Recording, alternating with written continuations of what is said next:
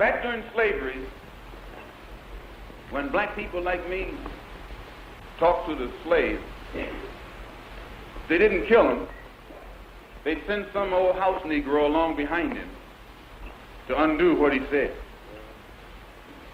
You have to read the history of slavery to understand this. There were two kinds of Negroes. There was that old house Negro and the field Negro. And the house Negro always looked out for his master. When the field Negroes got too much out of line, he held them back in check. He put them back on the plantation. The house Negro could afford to do that because he lived better than the field Negro. He ate better, he dressed better, and he lived in a better house. He lived right up next to his master in the attic or the basement. He ate the same food his master ate and wore his same clothes. And he could talk just like his master. Good diction. And he loved his master more than his master loved himself. That's why he didn't want his master hurt. If the master got sick, he'd say, "What's the matter, boss? We sick?" When the master's house caught a fire, he'd try and put the fire out. He didn't want his master's house burned. He never wanted his master's property threatened.